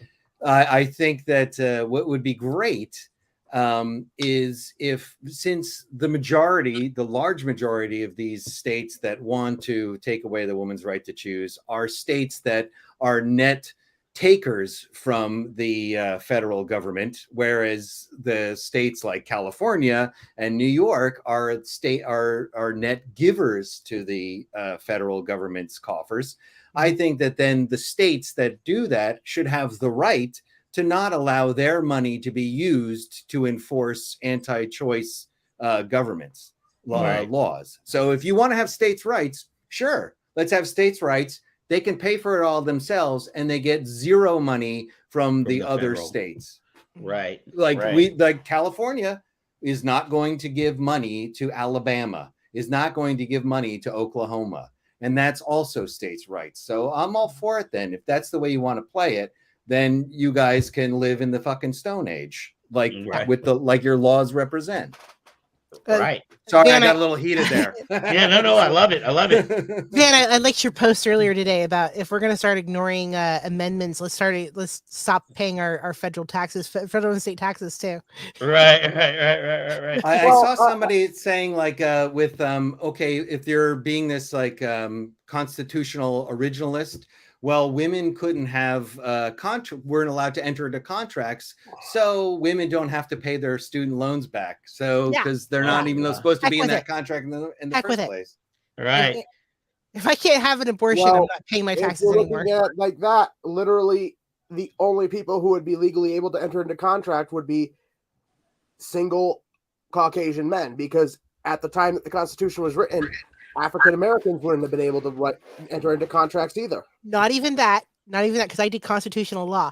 The only person that could enter into contract is a landowner. So you have to own land, not rent, own land, because they didn't want people that were renting from like a lord. Back when the colonies first started, they had a couple landowners, and then they were lords and ladies of the land, and then they had tenants. They didn't want the tenants outvoting them, so they made it so that only the owner of the land could vote, and their tenants couldn't outvote them. So they're going to make it so that if you own a house, yeah, sure, you can vote, but right. What does David's very quiet?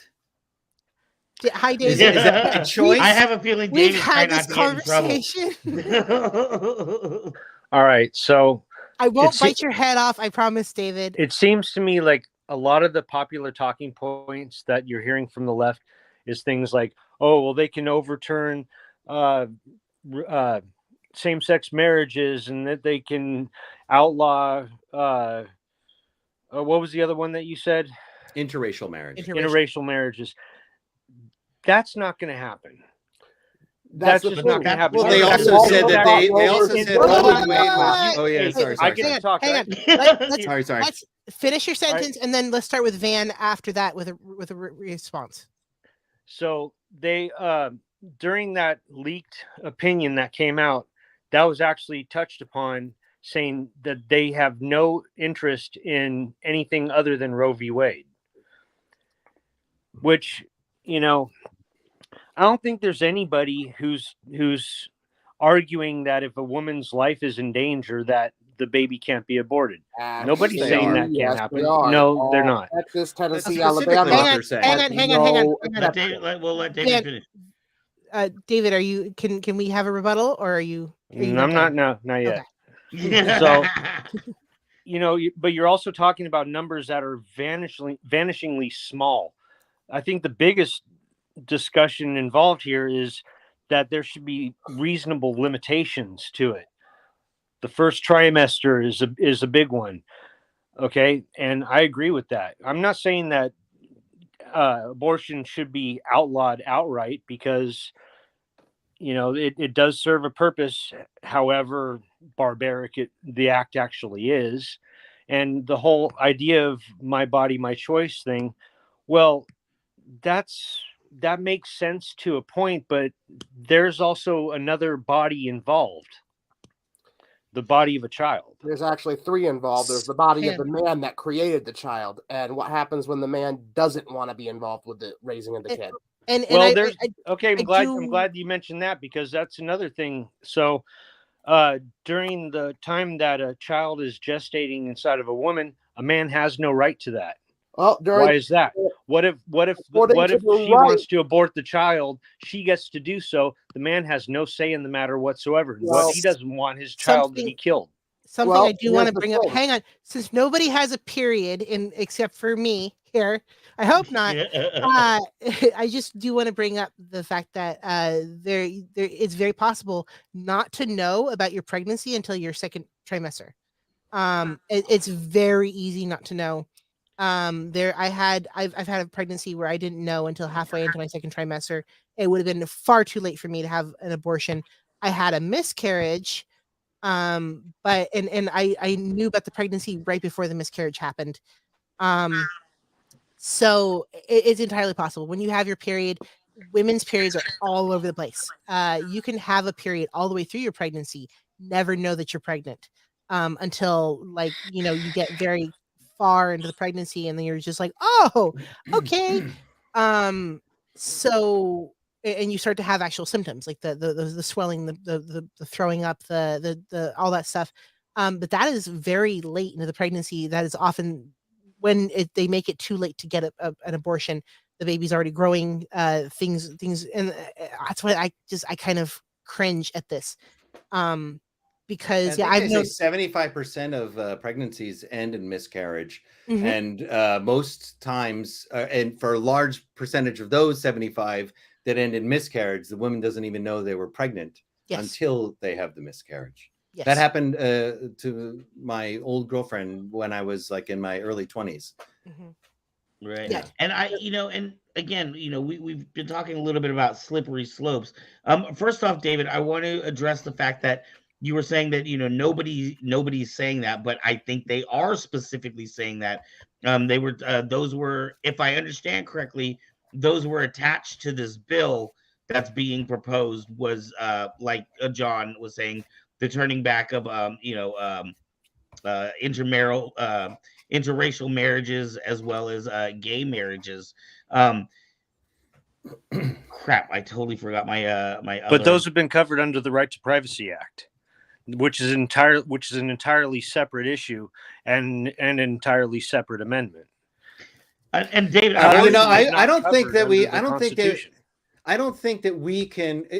All of the justices who said that they who are signed on to this said that Roe v. Wade was settled and that it was precedent and it was not going to be touched. So there's no reason why we should ever believe anything they say about what they are not going to do. So I think let's just take that off the table. They've already shown that they are untrustworthy and they are not speaking their truth. So if they're not going to be open about it. But I want to answer one, or I want to make this is going to be have a little anecdote attached to it. So in 1992, there was a group called Operation Rescue here in the States that would target abortion clinics in different cities, and they would call it the Summer of Hope, and they would go around to different cities and they would try to shut down every abortion clinic. And I was a part of a group that went to Baton Rouge and New Orleans, and then New York. Those are their targets that summer in 92.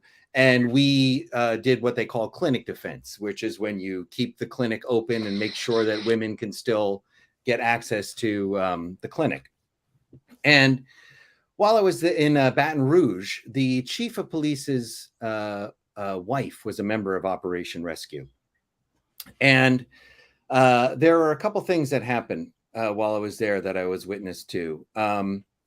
At this one point, we had been keeping the clinic open for several days, and there was a hotel right next to the only clinic that was still open in Baton Rouge, and we were staying in it, and the Operation Rescue people were staying in it.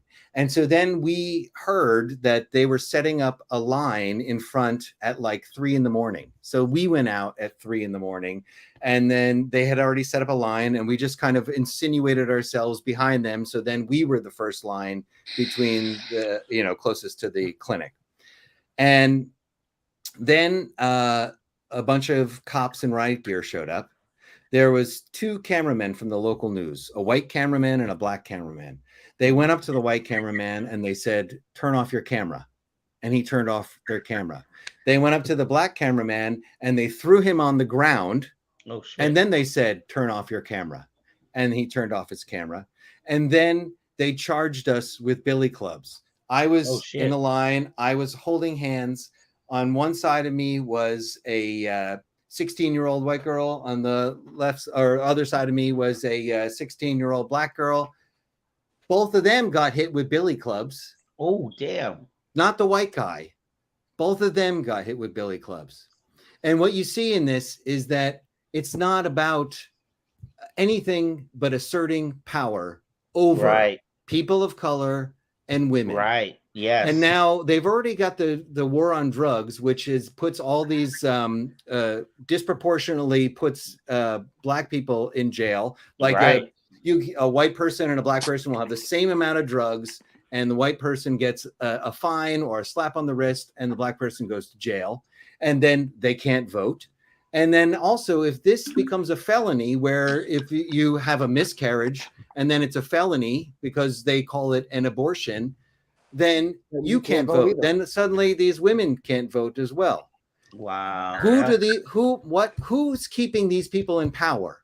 It's fucking white men is keeping these people in power, and they want to disenfranchise everybody that is not going to keep them in power. They are a minority of the population. The vast majority of the population is against turning over Roe v. Wade. It's like 70-30. Right. Who are against overturning Roe v. Wade.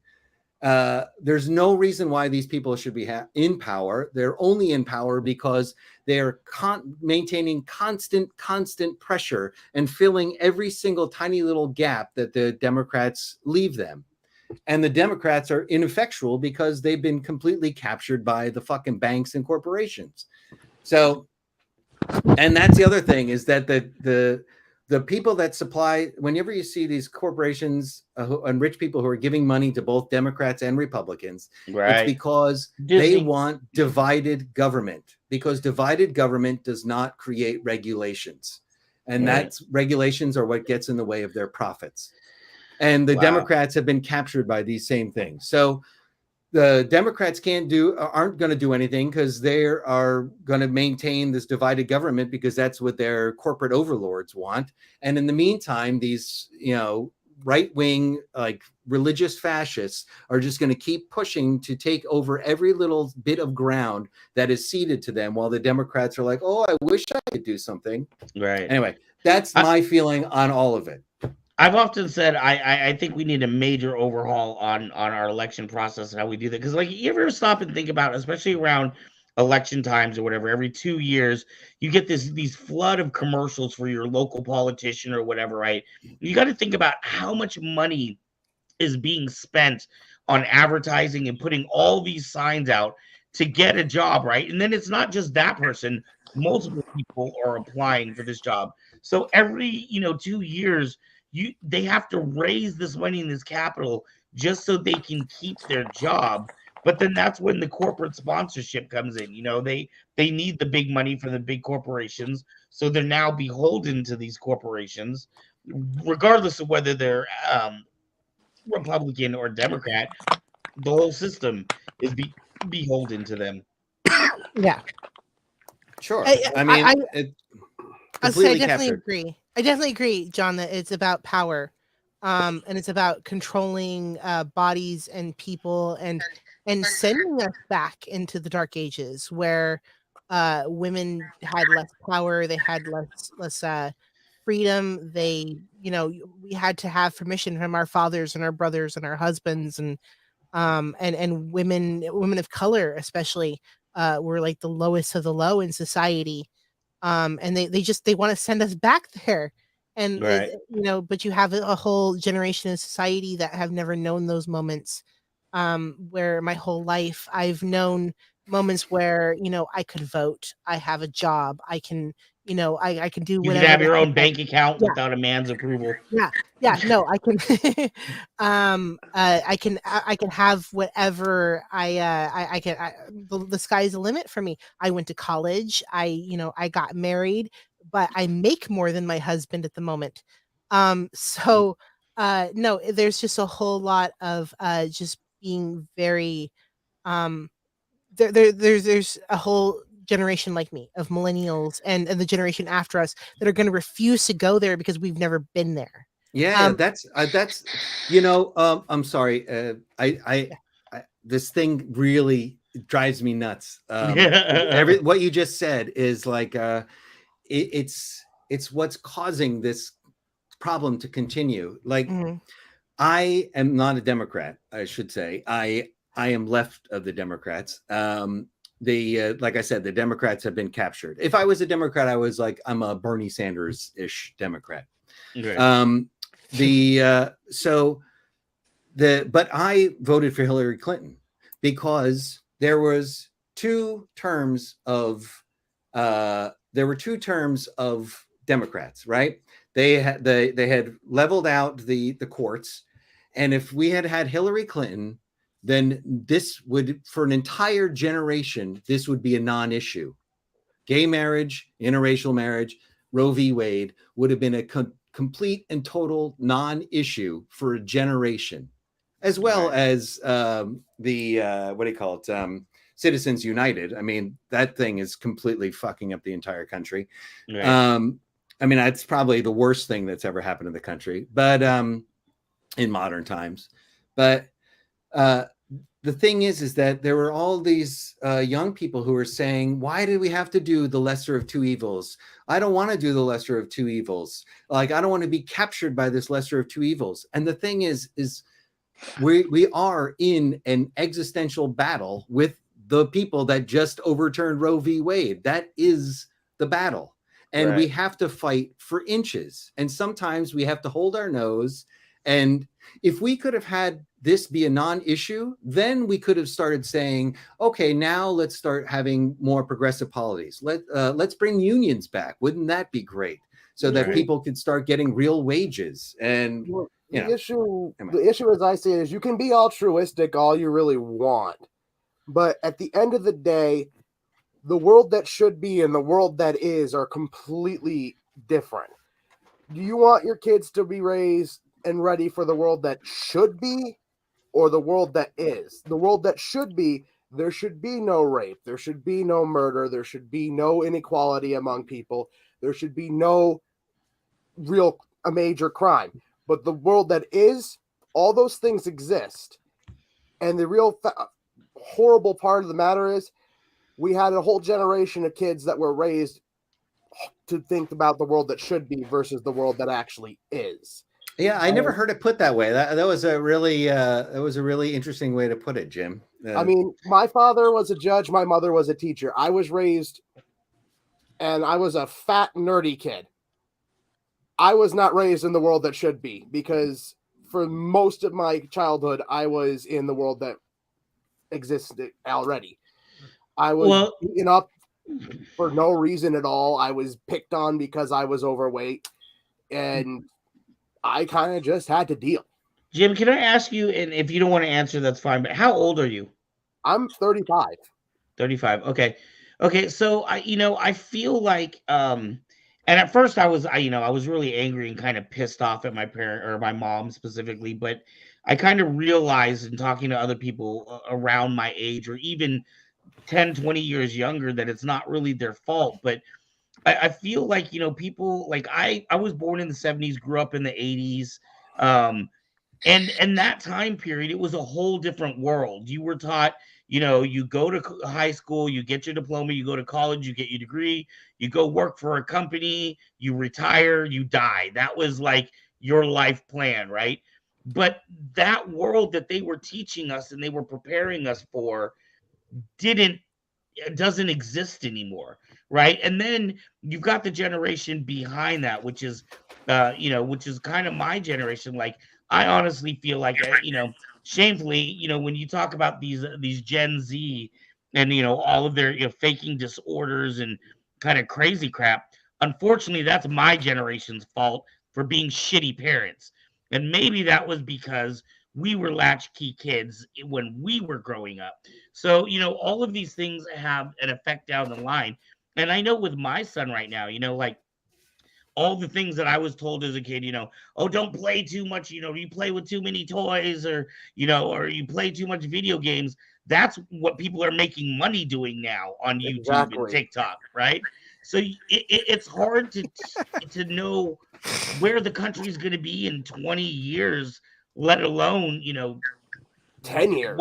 How you're trying to get your kids prepared. Honestly, the reason I'm building Kyber Cave is so that I can have something to leave to my son that is hopefully a successful business, because I don't know what the fuck he's going to do. I can't tell him to go to college, because last show we talked about college degrees ain't worth shit nowadays, but you're still going to spend all this money for it, right? So I really don't know what to tell my son. The best I can do is hopefully do the best that I can do and leave something for him and give him more choices, because I don't know where the world's going to be when the singularity hits.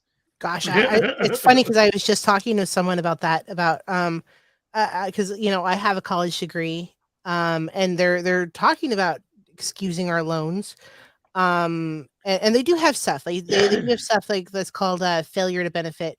They've got little outs because I went and got a degree, but then I got out of college and the economy was tanking, and there was not a whole lot. And then the pandemic hit, and so I've been talking to my loans about failure to benefit from my degree, and then or maybe even getting we got our loans deferred for a long time, which has been very helpful.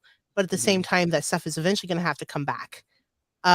So no, it's helpful, but at the same time, the college thing doesn't work out, and then you kind of go, well, what do I do now? And then I was talking to somebody today about doing compound interest accounts and stuff like that, and having like another thing, because like the world is changing. But then they brought up, well, what if the banks fall apart, and then your $20,000 that you went and put in there goes, because something else happened with the banks. So you're sort of like, the world is so uncertain right now, where you're not sure if tomorrow we're going to be like, running around like The Walking Dead, where they're camping and like, hiding behind trees because survivalists. Something went awry. Mad Max. Well, yeah. I mean, I look at it like this. I went to culinary school and had a business track. Mm-hmm. What I learned in both places, regardless of what part of the schooling it was, whether it was culinary or business, did absolutely nothing for me. Because I learned more in my actual career fields. I learned more running my business and cooking in an actual restaurant than I did when I went to college. I went to college and I've learned, oh, you make this perfect chop, or you cut this way, or you do this way. I got out into the working world. None of them do that. The only places you will see some of them don't even have degrees. Yeah, I'm curious about something. Like, so, to my way of thinking, the purpose of society, the purpose of why we evolved as social animals, was because it made the largest number of us comfortable and safe and secure. Right. So that is the purpose of society. Nope. Is to make the largest number of us safe and secure. It's not to, make shareholders wealthy. It's to make the most of us safe and secure. And what's most beneficial is to have the largest number of people who have critical thinking skills. Now, the same people who are trying to get rid of Roe v. Wade are also the same people in the South who have been pushing specifically to not have critical thinking taught in schools because they say it makes people question their parents and their ministers. So that's what their worldview is. They don't want critical thinking. But if we have an education system, I just took a basic liberal arts degree, humanities degree, where you learn about the world, you learn about debate, you learn about different worldviews, and how to be a critical thinker. Like, that would serve us immensely as a society. Why is that? Why do we have to be put into debt for our entire lives? Once again, it's about control. They control you because you're in debt for your entire fucking life. So you're stuck being a fucking slave and having to work this shitty job that you hate. It's control. It's just about control. We should all be getting a college degree and learning how to be critical thinkers so that we can be making informed, smart decisions for making a better world for everybody. But it's been captured by a bunch of fucking lunatics and billionaires who don't give a fuck about. They're sociopaths. Right. Like, whether they are clinically a sociopath or a psychopath, by what they do in their actions, they are necessarily fitting the definition of psychopath and sociopath. Right. Yeah, when I worked as an insurance agent, I remember that was specifically the owners of the company. What they had almost like this plan. What they would try to do is, when you hit manager of a store, the managers were making anywhere from $100,000 to $150,000 a year. So they would keep plying on you, like they were trying to make sure you were getting married. They wanted you to buy a house because they knew that if they could get you to buy a house, you were locked into their job. You weren't going anywhere for another 20 years because you had a mortgage to pay off. I owe my soul to the company store. On top of what John's saying, I just want a show of hands right now, because John mentioned society's original goal. Regardless of political view, in that context, does anyone feel that our society actually makes that point? No, that's not. Absolutely not. That's not what it's designed for. As a teacher, I will say that the schools that we have right now were not designed for children to learn and become successful. The schools that we have were developed 130, 40 years ago and were made to get people just smart enough to be able to work machines in a factory, but not smart enough to figure out how to run their own factory. But we're no longer in a factory society. We're in an information society. So the whole model of schools doesn't even work anymore. And if you look at it, school models and prison models are set up exactly the same.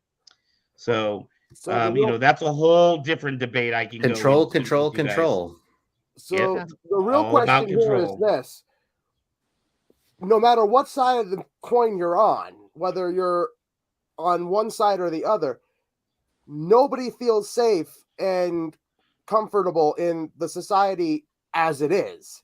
So rather than trying to fix that, we're just fighting with each other about the society as it is. Because that maintains divided government, which Right. also avoids Keeps people in regulation. power. Exactly. So rather than, people realizing, hey, we don't feel safe right now, it's, well, let's focus on this thing that won't make us feel any safer.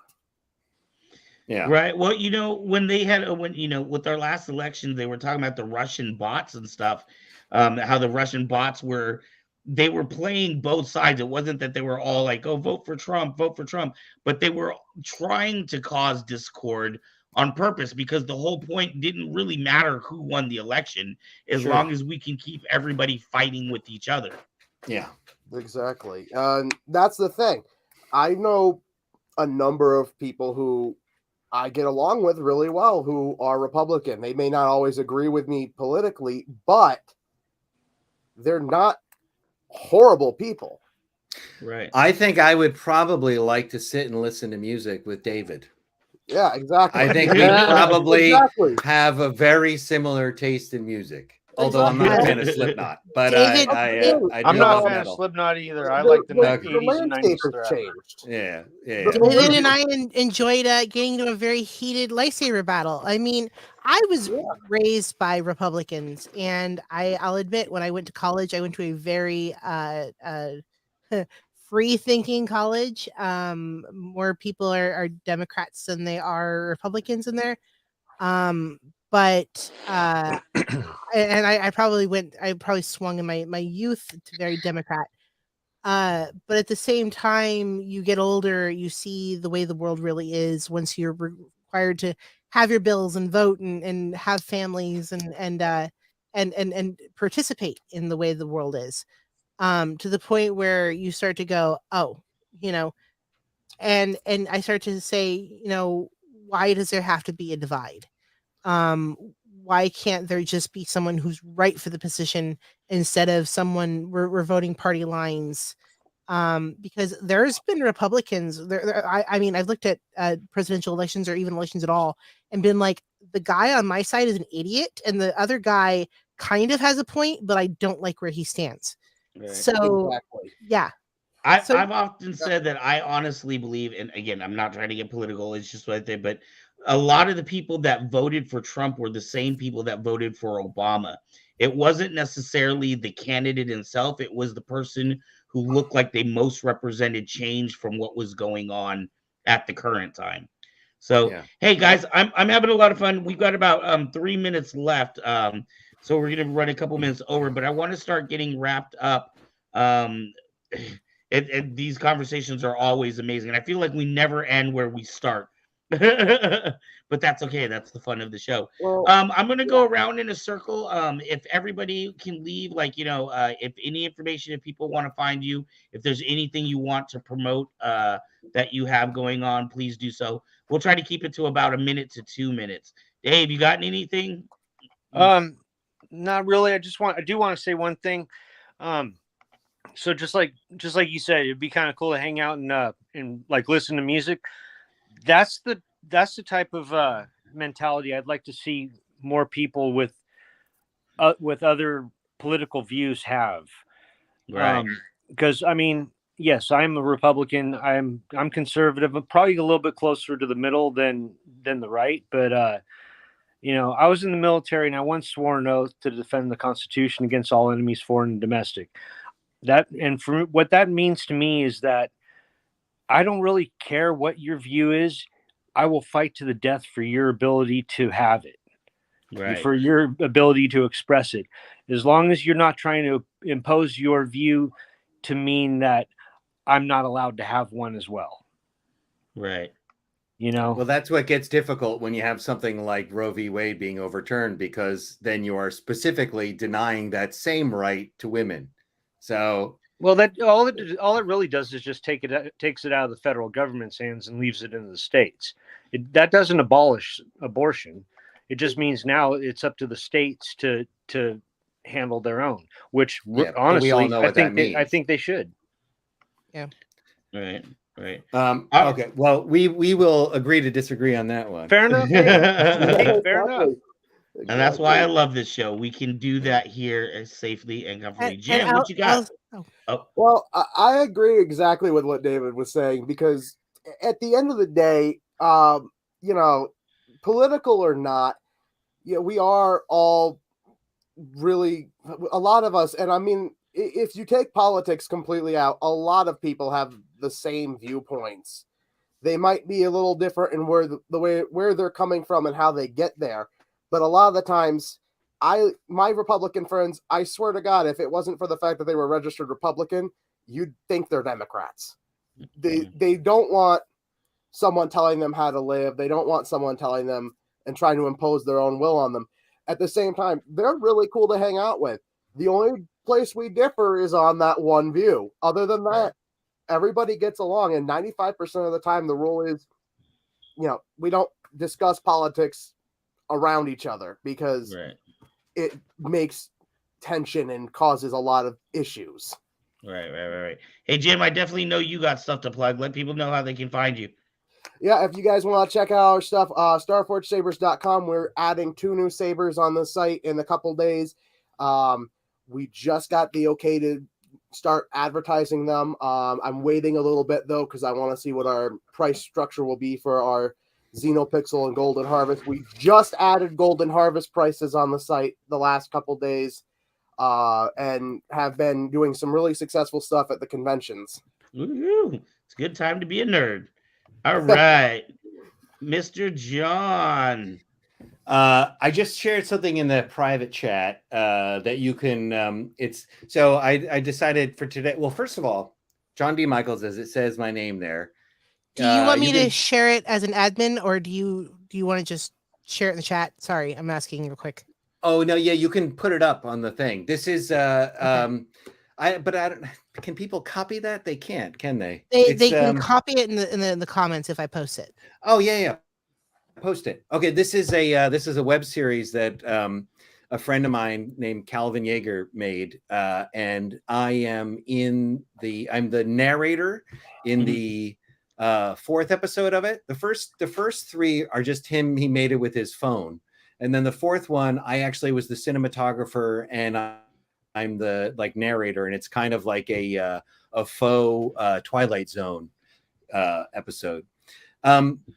But yeah, to what David and Jim were both saying, I have a suspicion that just with changing the framing, removing identity politics and framing things in terms of have and have not and economics, basically, I think probably most people kind of fall in like a populist area, either on the right, like Trump style, or on the left, like Bernie Sanders style. I think most of us probably kind of are like anti-corporate scumbags and would like to just be able to feed our families and get by and live an honest life. But anyway, you can search my name on YouTube and see my stuff. I post some music. I post some acting stuff. My Instagram is sudden_a, and what do you call it? Oh yeah, if you search my name IMDb, you can look at my IMDb. I'm trying to get an agent right now in the States so I can come over and work in the States, and that boosts my star meter if you search me on IMDb. Oh, Right. Message me. On IMDb. Message me. I know a couple people, so maybe we'll make some friendships. All right, great.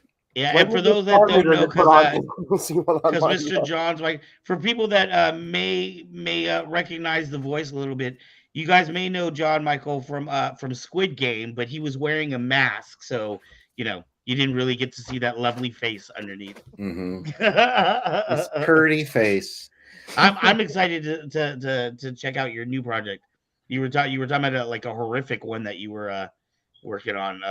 Oh yeah, I shot that the other day. I just did one day, and Yeah, it's pretty harsh. And then I just got, I told you already, I just got cast in like a 2-episode guest star role in another one coming up. I'm going to be shooting it this month and next month. Congratulations, break a leg. Nice. Thank you. Right on. All righty, Miss Phoenix, what you got? I am working on so many projects right now, and of course, guys, go check out Distance Learning. I've been on their podcast before. Yay, distance learning. Yeah, Kyber Cave. I love you guys so much. You were my original home. And I'm also working on Mysterium Tremendum right now, which is my newest podcast. We're a little bit on a break. I lost my voice, and then while they were waiting for me to come back, he ended up on a project. So, because of course, working with actors, you can never really, tell when they're going to not be on a project, when they're going to be on a project, and you just have to be patient. Right. And but there's one episode now, though, right? There is one episode up. We're planning on shooting pretty soon. And then we're going to move on and do more episodes. So yeah, our production is moving ahead. We only have one episode right now. And then yeah, of course I'm going to be working on so much more. I'm working on a play right now myself. Actually, I'm working on 4 plays. So there's just, yeah. I love foreplay. Yeah. Oh, damn. See that there we go. Can men and women be friends? I just don't know anymore. Yeah. Wait. What are you doing? What are the plays? What? So sorry. What aspect of it? I was here all about the foreplay. I'm working on with a production company that works with kids that are underprivileged. I'm doing James and the Giant Peach, and then I'm also working with another production company that's doing 3 Shakespeare plays. One is Othello, one is Romeo and Juliet, and then oh gosh, what was the last one? Oh, As You Like It. So or Much Ado. Yeah, there's just I love Shakespeare. That's my background and my my foremost training in acting. I did The Winter's Tale. I was Antigonus. I was the exits chased by bear. I was that guy. Ooh. I loved playing Beatrice. And that is my favorite role to date that I've ever done. I've done quite a few Shakespeare plays. In fact, I've done most of them. But I think Beatrice and Benedict arguing is my favorite one to do. I love the historical plays, but I like watching them more than I love doing them because they're just so heavy. But yeah, I love the comical plays more. So yeah, I love Shakespeare. It's just I'm an actual Shakespeare nerd. If anyone ever wants to message me and talk about Shakespeare, I'll go on for hours and days and weeks and months. Act Shakespeare for the life of me. What'd you say? I could not do Shakespeare for the life of me. Oh, it is so much fun. It's fun, but at the same time, I know for a fact that I would screw my lines up and just go like, "Fuck." Okay, next line. Oh, I love Beatrice. She and I could hang. When she's accosting poor Benedict and saying nobody marks you. She's just, it's just I love the back and forth. I think the closest I got to actually doing Shakespeare was we took a small parts out of the reduced Shakespeare company and did that in high school. Oh, okay.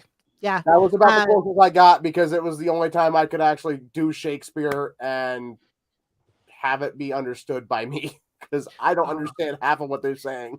I still want to get a group of people together and do the Star Wars Shakespearean rendition. I'll do a reading, but if you want me acting in there, you got to fly me out to California. What we should do it on here. We should do it on here. That'd be so cool. A Shakespearean Star Wars. Oh, we can all have different. I think we see who Obi-Wan Kenobi is going to be played by. Oh, yeah. I think we've already casted it. It's already filled. There's only 2 characters on here that could be Jabba, and I ain't playing him.